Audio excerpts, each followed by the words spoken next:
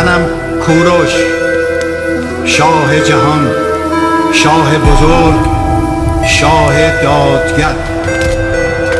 اعلام میکنم تا روزی که زنده هستم دین، آیین و رسوم ملت‌هایی را که من پادشاه آنها هستم محترم خواهم شمرد.